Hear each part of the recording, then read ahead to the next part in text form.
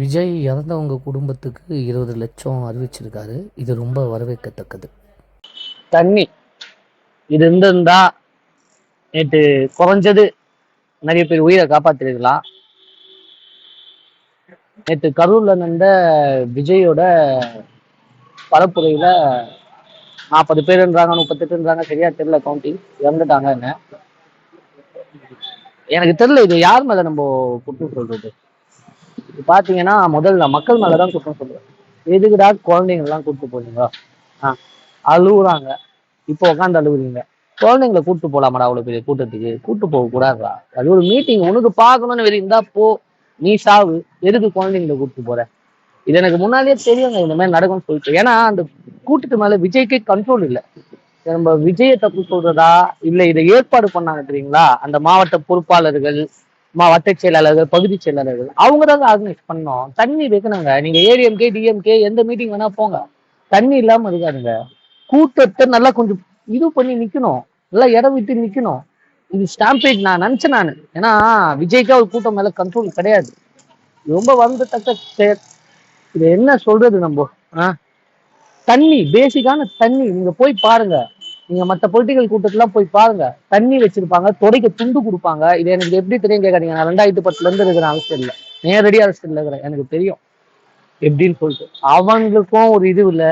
விஜய் அங்க இருக்கிற எல்லாரையும் விஜய் கூப்பிட்டு ஒரு போட்டோ எடுக்கணும். அங்க இருக்கிற எல்லாரையும் சொல்ல, அந்த பொறுப்பாளர்கள் அவங்களை கூப்பிட்டு எடுத்தாலே அவங்களே தள்ளாம இருப்பாங்க. அவங்களே கூடவே வராங்க. சொன்ன டைமுக்கு போனோம், சொன்ன டைமுக்கு போக மாட்டீங்க, போறீங்க நீங்களே தள்ளி. ரோட் ஷோ பொறுமையா பண்றீங்க. அந்த இடத்துல ஏங்க அவ்வளவு கூட்டம் சேர வைக்கிறீங்க? நீங்க கேட்ட இடத்துல கொடுத்தாங்களா கொடுக்கலையான்றதை பத்திலாம் எனக்கு தெரியல. இது அடுத்த வாட்டி இதை தவிர்க்கணும். இந்த மாதிரி செயல் நடக்கக்கூடாது. முதல் புரிதல் வேணும். விஜய் நீங்க என்ன பண்ணுங்கன்னா, முதல்ல உங்க பொறுப்பாளர்களை எல்லாரையும் கூப்பிட்டு, வட்ட செயலாளர்கள், துணை வட்ட செயலாளர்கள், பகுதி செயலாளர்கள், மாவட்ட செயலாளர்கள் கூட போட்டோ எடுத்துருக்கீங்க. இவங்க கூட எல்லாம் போட்டோ எடுத்தீங்கன்னா அவங்க தான் ஆர்கனைஸ் பண்ணுவாங்க. இதுல இருந்து ஒண்ணு தெரிந்து, அந்த கூட்டத்துக்கு சுத்தமா அரசியல் அறிவுன்றது சுத்தமா இல்லை. அதை அங்க இருக்கிறவங்க கண்ட்ரோல் பண்ணணும். அங்க இருக்கிற மாவட்ட செயலாளர்கள் அவங்க தான் இது பண்ணணும்.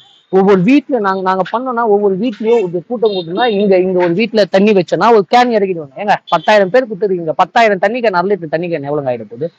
இந்த காசு செலவு பண்ண முடியாதா? ஒரு போறதுக்கு பலி விட்டு நிக்கணும். ஒரு வண்டி, அது ஏதோ ஒரு வண்டி போட்டோம், ஒருத்தர் அவ்வளவு நெருக்கி நின்னா என்ன பண்ணுங்க?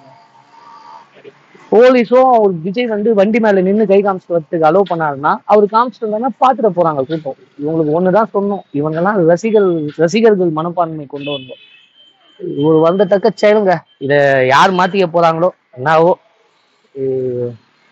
இதை பத்தி என்ன சொல்றதுன்னே தெரியலங்க. ரொம்ப மன வருத்தமா இருக்குது. இன்னைக்கு காத்தால நியூஸஸ் பார்க்கும்போது அவங்க பேசுறதெல்லாம் கேட்கும்போது, இது எல்லாரு மேலேயும் தப்பு இருக்கு. அவ்வளவுதாங்க சொல்றேன். இங்க வேற இப்ப சென்னையில நடந்துன்னா, நம்ம சொந்தக்காரங்க எல்லாம் போறேன்றாங்க. இனிமேட்டு விஜய் கூட்டத்துக்கு போறதுனாலே எவனுக்கெல்லாம் சாவணும்னு ஆசை இருக்குதோ போங்கடா, நேரா போய் சாவுங்க. வேற என்ன சொல்றது?